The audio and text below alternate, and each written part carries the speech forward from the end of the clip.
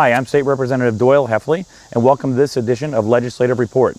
Today we're here in Lehigh Township in beautiful Carbon County, just adjacent to the Lehigh Gorge State Park on State Game Lands 141 at the base of the Glen Onoko Falls Trails. And we have with us today Corey Benzoni and Ryan Gilday from the Pennsylvania Game Commission. And we're going to talk a little bit about the Glen Onoko Trails Falls, what trails falls are still open, how folks can still explore the Lehigh Gorge State Park, and what some of the opportunities are here at the Lehigh Gorge. Earlier this year, there were some other trails that were posted and restricted due to safety concerns and also environmental concerns. So I wanted to talk a little bit with the Game Commission about what some of the things that you're seeing up here, and also your role as a commission statewide. You manage over 1.5 million acres of state game lands for hunting and trapping opportunities. So this Falls Trail is a little bit out of your realm of what you normally do, but if you could kind of expand upon what some of the opportunities here are at the Glen Onoko. Sure, like you said, we're here at Game Lands 141, Carbon County, the Glen Onoko Trail. May 1st, this trail, the decision was made to close the Falls Trail. That decision was made based primarily on the condition and deterioration of the trail. It had been washed out over the years and has gotten to a point recently in the last year with the rain events we've had where it has become ultimately almost too unsafe to allow people to continue to navigate that trail. Also, some of the things that precipitated that was some injuries and some falls from the fall sites, and actually just injuries on the trail. Several fatalities over the years, unfortunately, have taken place here where individuals have fallen off the falls. So we had to take some of that into account, and also some of the difficulties of this terrain naturally, not just to navigate alone, but for some of our first responders who have to come up here and rescue people. It's very, very difficult to carry an individual out. So we had to take all those things into account. And specifically, as you mentioned earlier, the Game Commission, their main mission is to manage wildlife habitat and provide hunting and trapping opportunities to, as I said, hunters and trappers. And managing a recreational hiking trail is something that our agency is not experts at, I could say. Just to touch on some of the funding as well with the agency, state game lands are funded primarily by hunting and trapping license fees. Okay, so it's funded by hunters for hunters, and we don't take money from the general fund. So occasionally we'll hear people say that, my tax dollars are being put to work here, this trail should be open. Not necessarily. If you're not purchasing a hunting license or buying any sporting arms or participating in the sport, the money is not contributed to this piece of game lands. Yeah, so some people just don't understand that. Well, I know, and Corey, you serve here in the region as the WCA Wildlife Conservation Officer, and I've been with you a few times as you've been trapping bears in the area, and that's a large part of what you do. We get calls all the time about, whether it be a nuisance bear in an area or deer, certain issues, wildlife management issues, and I know you're taxed on covering your area and dealing with those situations. What does it mean to have a facility like this also in that area, and how taxing is that on the Game Commission? It's very taxing, considering I am the only full-time officer for the entire county of Carbon. So that equals well over 383 square miles for me to cover. And you start looking at game lands, just this Game Lands 141 in itself is 17,000 acres. So for me to try to be at every location, handling bear calls, patrolling my game lands, patrolling ranges, and just doing general outreach becomes very difficult with the total number of hours that is required for one person to do. I have been up here several times assisting the first responders and things like that, coming up and trying to educate people about the dangers of this trail. And it's very taxing for me to try to be at one location at one time for a large period of time in order to, assist the people or try to make it safe for the people. So the closing of the trails has taken a little bit of the workload off of me. Now I still do patrols on it and things like that, but it's not as taxing for me to try to be in one location at all the time. Mm-hmm.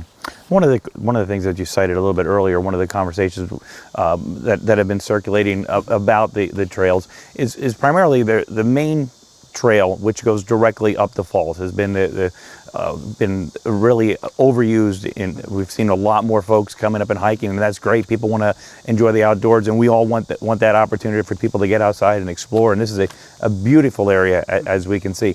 But you know, with the overuse and also the amount of heavy rains that we've had recently, and sometimes there really isn't a designated trail in that area, and it's been washed out. So there are other trails here at the Glen Onoko. The trail that's directly behind us is the Overlook Trail, and you can see it's very well marked with red markers on that trail. So you can still access and explore and see the falls using this trail. And talk a little bit about the Overlook Trail, if you can. How long is that trail, and what can you see from that trail? Well, the Overlook Trail is still open, and it actually makes a loop, and it is approximately 1.6 miles total length in the round trip. And it does do it has a beautiful vista. It does an overlook of the Lehigh Gorge. There's also a big overlook of the Jim Thorpe area. That's also another beautiful thing. As the trail wraps around and comes back in and restarts, it actually does go to the top falls. So people still have access to that, to see that top set of falls and things, to enjoy that beauty. And then it's another trail that comes down, and it's much easier. It's not as steep and not as dangerous. So, you know, this is the section that we decided that we would like to keep open for the public and have them still enjoy the woods here in Carbon County. There's also environmental concerns as part of your stewardship to manage that wildlife habitat. When you have so many people hiking and walking, pretty much walking in the waterway through the falls and wading down into the falls, what kind of environmental concerns does the Game Commission see with that? Well, that actually waterfalls in that stream that leads into it is a Class A stream. It's an actually large amount for the native brook trout and everything like that. So it's pristine waters that are coming down that falls.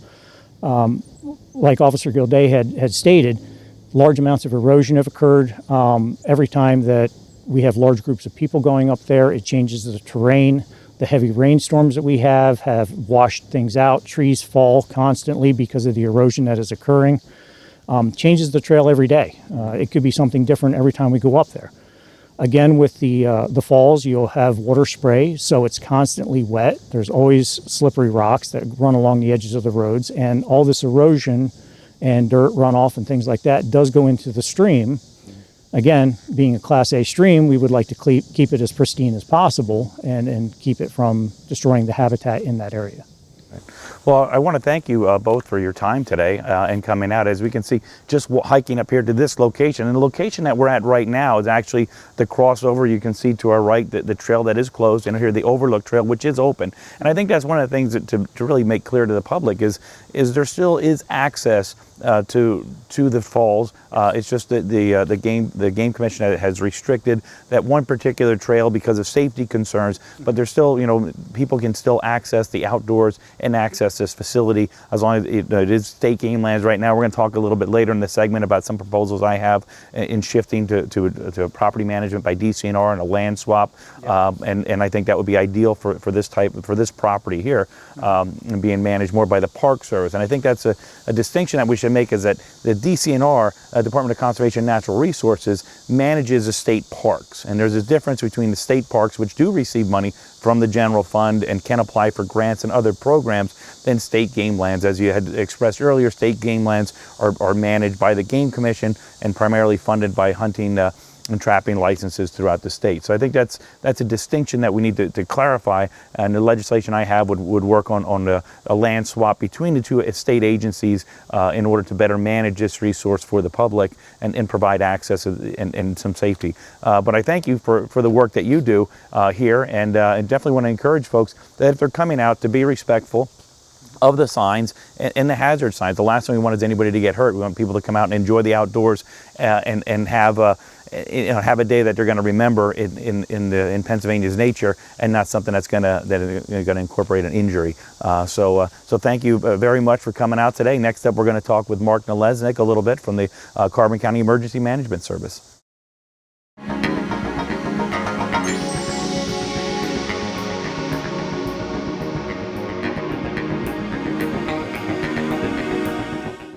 Hi, this is State Representative Doyle Heffley with a reminder that I have moved one of my district offices to Weisport. You can find us at 204B Bridge Street, an easily accessible location with lots of parking. Need an application for a birth certificate, car registration, or college loan? Just stop by and my friendly staff will be happy to help. You can also pick up information on a variety of state programs, such as property tax and rent rebates, and prescription drug assistance for the elderly. We'll even help you get started. Remember, my staff and I are here to assist you at all of our district office locations in Weisport, Albrightsville, Lansford, and Weatherly. We look forward to seeing you.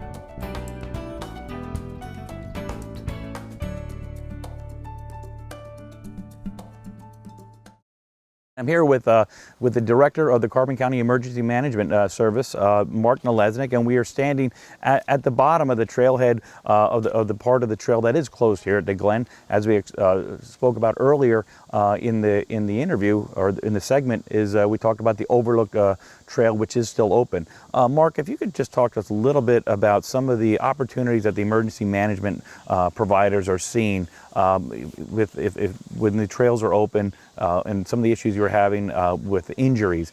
How long does a typical rescue take, and how many local volunteers are needed and required for that type of rescue? Right. Well, obviously, Doyle, the primary reason we're here is for the serious injuries that do take place on this now closed trail.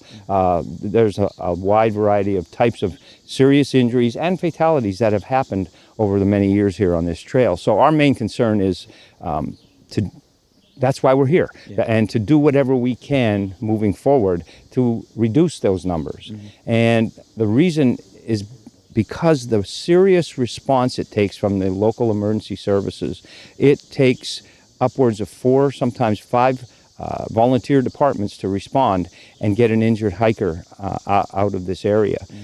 There's not only the need for a lot of manpower, but a lot of equipment, which all equates to a lot of expense to the volunteer service. Our volunteer fire service is the backbone of our community, and they spend a lot of time in the past rescuing people out of here, upwards of 25 to 30 people just to do one rescue. Because it's a misconception out there among the public that, if there's an injury in here, the fire department responds and 5 or 6 guys will go up that trail and bring them out. It's not like that. It takes a serious effort. It takes a lot of hours and a lot of manpower to get the people out of this very dangerous area. And now with access still being provided through the Overlook trail and other access points to get to the Glen, and cutting back on what also it's also an environmental concern of the Game Commission because of the deterioration from the overuse of the trail and also some of the flash flooding.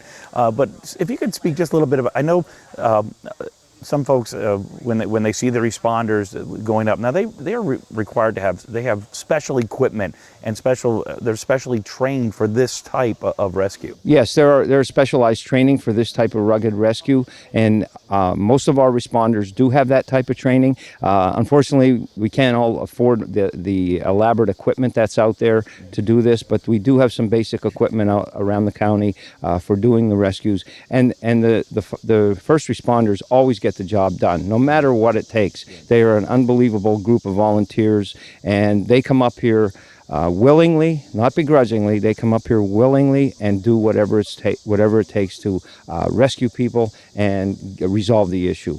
It's just an unfortunate situation that this particular portion of this area has to be closed. I'm hoping it's a temporary measure till we figure something out on how to make this safer and reduce the numbers of injuries and fatalities.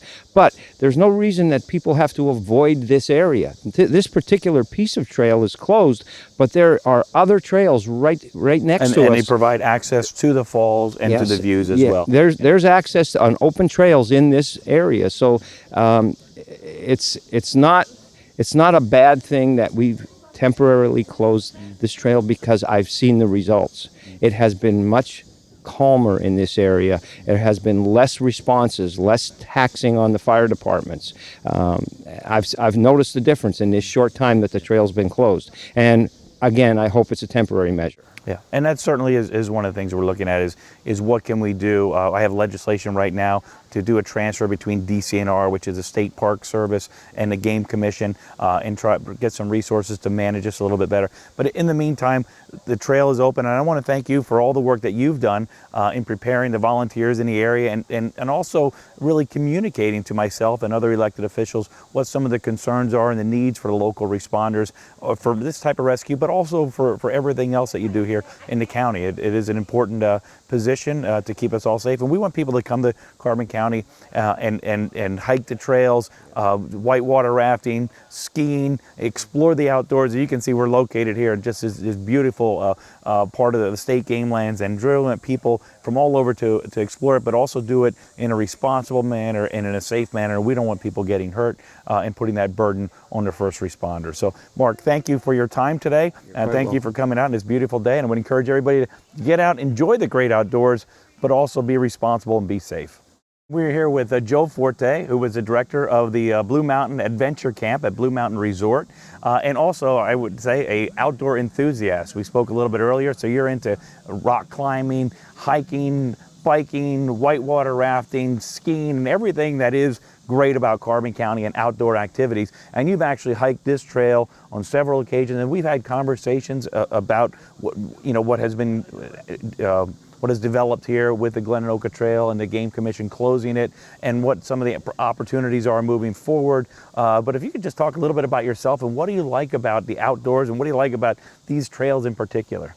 Well, one thing I love about the trails of Pennsylvania is it's really a great place that all of us can kind of escape the stresses of everyday life and get out there and reconnect with the earth, get some fresh air. A lot of people are suffering from allergies these days, and you'd be surprised a hike can really take that away, to just get some fresh air in you.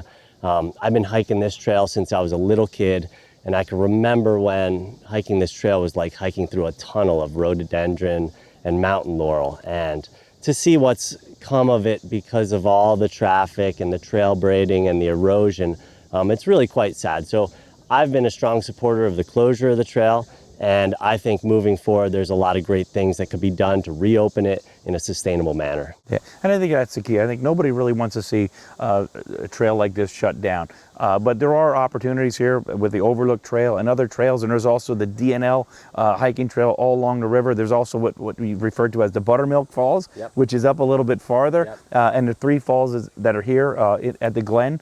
And so there's still a lot of opportunities for people to explore this area, but also be respectful of nature, and also what has happened to the trail and kind of restoring it.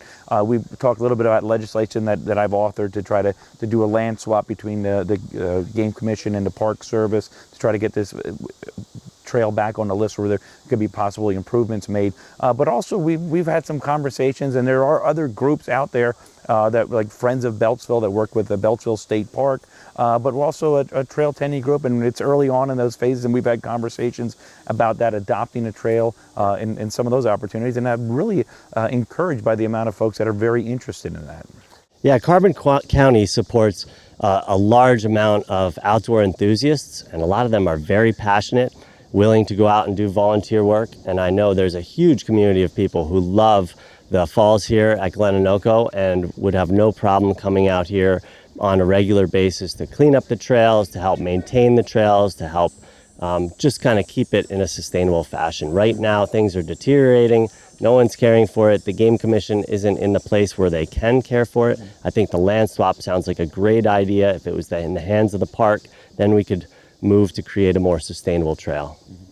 Well, Joe, I think that really sums up what a lot of people are thinking. Obviously, the social media posts that we've got and the calls that I've got to my office, and as well as the senator's office, and talking about the closure here. There are a lot of folks that were upset. I got a lot of calls from folks and staff members in Harrisburg and folks that I work with in Harrisburg because they enjoy coming out here and hiking the falls. And I had to explain to them, look, it's not closed. The game lands isn't closed. It's just this one particular trail, which has been deemed at this point to be unsafe and unstable, and it needs some improvement. So, Joe, thank you so much for your time today. And we're going to be heading downtown to Jim Thorpe to talk to some of the first responders next, who have made several rescues up here, and look at some of the equipment they use and what some of the situations and the burdens upon them, and also some of the opportunities that we have in the community to improve this facility. Cool. Thank you, Joe. All right.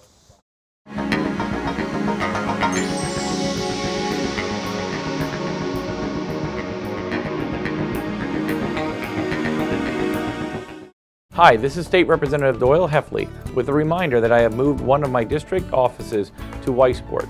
You can find us at 204B Bridge Street, an easily accessible location with lots of parking. Need an application for a birth certificate, car registration, or college loan? Just stop by and my friendly staff will be happy to help. You can also pick up information on a variety of state programs, such as property tax and rent rebates, and prescription drug assistance for the elderly. We'll even help you get started. Remember, my staff and I are here to assist you at all of our district office locations in Weisport, Albrightsville, Lansford, and Weatherly. We look forward to seeing you.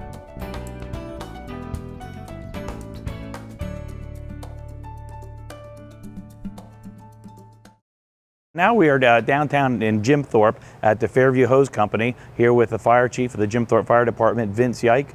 Vince, we were up earlier today and meeting with the Game Commission, talked about the opportunities at the Glen Onoko Trail, the closure of the trail, but really wanted to get some background on some of the rescues and what the opportunities are here for the fire department in Jim Thorpe, as well as other fire departments in the area that come together to make these rescues, and some of the the circumstances that go around that and how grueling it is on our first responders.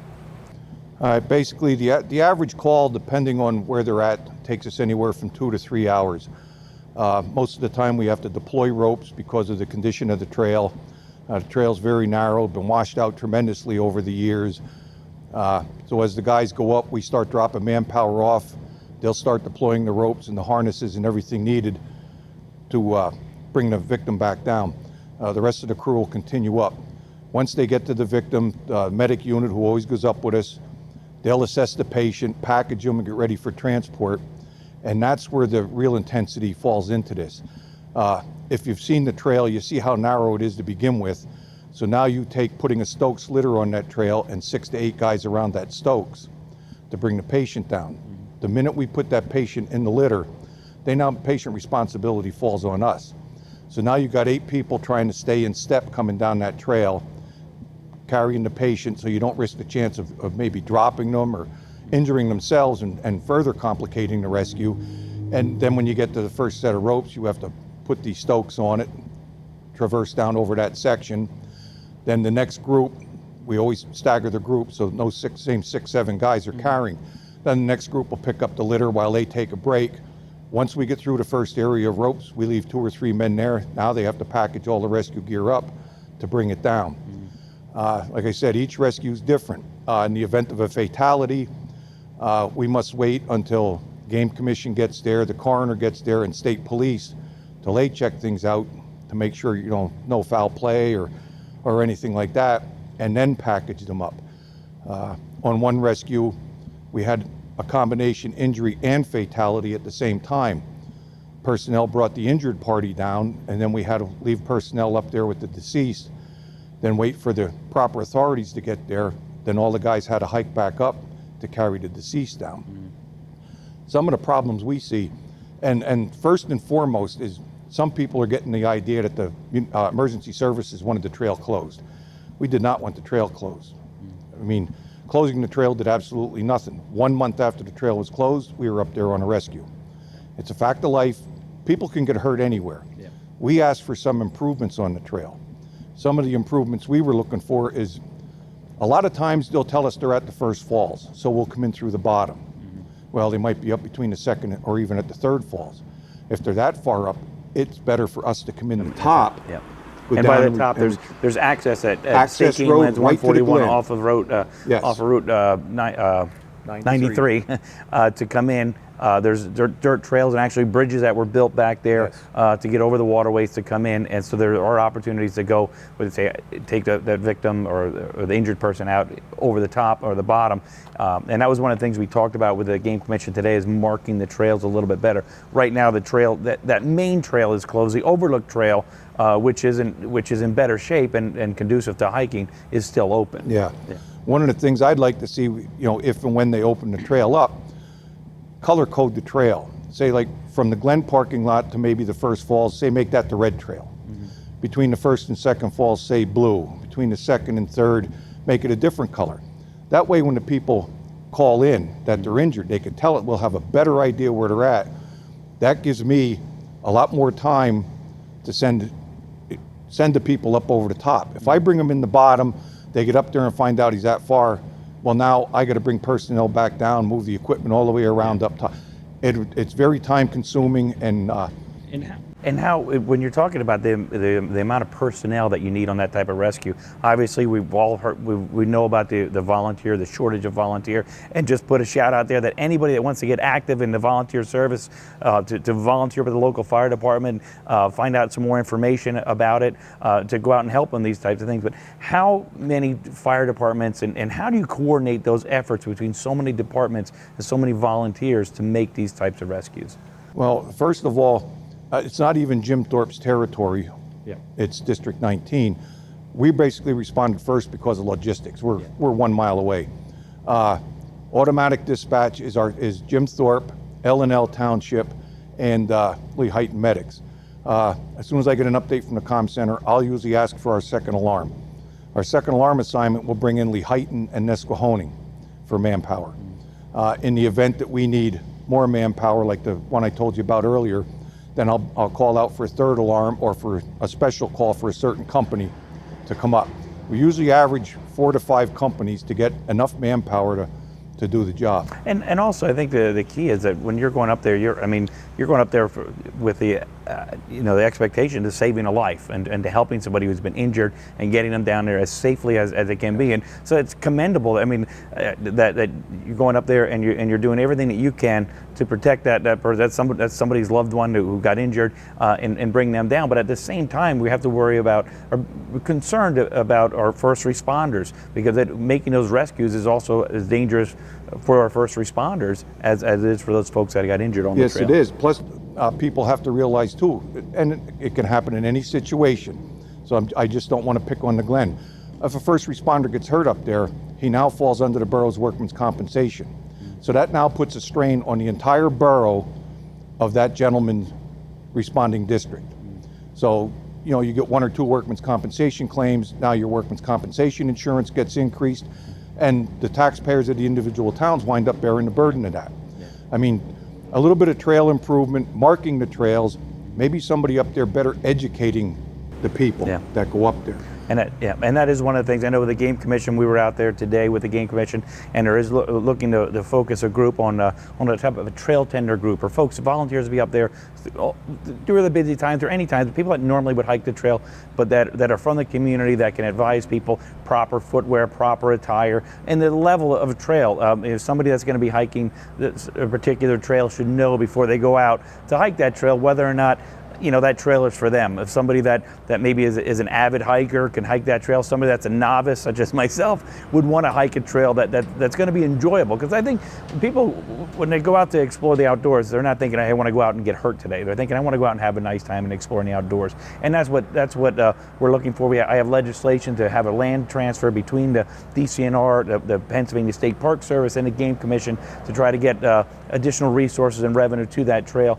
However, currently in the condition that trail's in, because of the being washed out, and also the environmental concerns of overuse, the Game Commission has posted that trail for use, although there are still people that do go up there from time to time, and you have to make those calls. And then we're also want to make sure that people know the Overlook Trail and other trails that are there that are accessible to access that same area. I think we are about running out of time for this episode of Legislative Report. Vince, I want to commend you and the Jim Thorpe Fire Department for all that you do to keep the community safe, whether it be the tourists at the Glen or the folks in their individual homes or automobiles, knowing that the first responders and our volunteers are out there to protect the community. Thank you for the service that you provide. And that's all the time we have today for Legislative Report. I'm State Representative Doyle Heffley. Thank you for tuning in.